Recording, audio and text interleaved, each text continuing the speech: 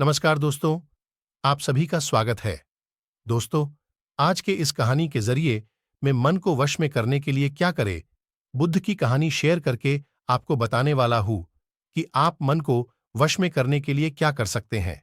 तो बिना समय को गंवाए चलिए जानते हैं कि हम सब मन को वश में करने के लिए क्या कर सकते हैं। अगर आप इस कहानी के पीछे के तर्क को समझ लें तो आपका दिमाग काबू में हो सकता है।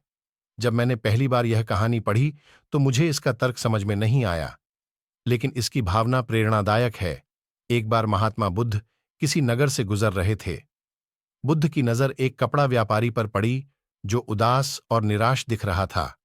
बुद्ध उसके पास गए और पूछा, हे भक्त, तुम इतने दुखी क्यों हो? यदि आप मुझे अपनी चिंता के बारे बताएं तो मैं आपकी मदद कर सकता हूं। कपड़ा व्यापारी ने बुद्ध को प्रणाम किया और उन्हें अंदर आमंत्रित किया। व्यापारी ने कहा कि जब से मेरी पत्नी की मृत्यु हुई है, तब से मेरे छोटे बेटे की देखभाल के लिए घर पर कोई नहीं है, इसलिए मैं हमेशा उसे अपनी दुकान पर लाता हूं। लेकिन वह मेरी दुकान पर आने वाले हर ग्राहक की पगड़ी उतार देता है और कभी-कभी उनका बैग उठाकर बाहर फेंक देता है। मैंने डांटा को बहुत समझाने की कोशिश की, लेकिन वह नहीं समझा। उसकी हरकतों से मेरे सभी ग्राहक अपमानित महसूस करते हैं और वापस चले जाते हैं। बुद्ध ने कहा, मैं तुम्हारी मदद कर सकता हूं, लेकिन तुम मुझसे वादा करो कि तुम मेरे किसी भी काम में हस्तक्षेप नहीं करोगे, न ही कोई सवाल पूछोगे। व्यापारी बुद्ध से एक वादा करता है। अगले दिन बुद्ध पगड़ी पहनकर आए और ग्राहक की तरह बैठे। व्यापारी के बेटे ने आकर बुद्ध की पगड़ी उछाल दी। महात्मा बुद्ध मुस्कुराए और बोले, बहुत अच्छा, जाओ और वह पगड़ी वापस ले आओ।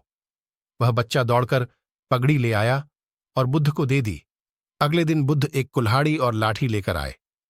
लड़के ने फिर पगड़ी उछाली। बुद्ध ने लड़के को एक कुल्हाड़ी और लकड़ी दी और कहा, जाओ, इस लकड़ी को काटो।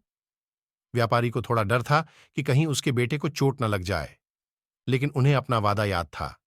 7 दिनों तक महात्मा बुद्ध कोई न कोई नया काम लेकर आते और लड़के से करवाते। जल्द ही लड़का भूल गया कि उसे किसी की पगड़ी उछालनी है। व्यापारी बहुत खुश हुआ और बुद्ध को धन्यवाद दिया।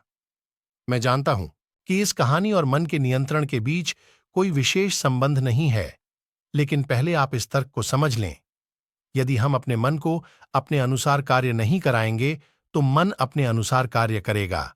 यदि हम मन को अपनी इच्छानुसार नियंत्रित कर लें तो मन को नियंत्रित किया जा सकता है। मन 2 तरह से काम कर सकता है। पहला, मन अपनी इच्छानुसार काम कर सकता है, या दूसरा, हम मन से अपनी इच्छानुसार काम करा सकते हैं।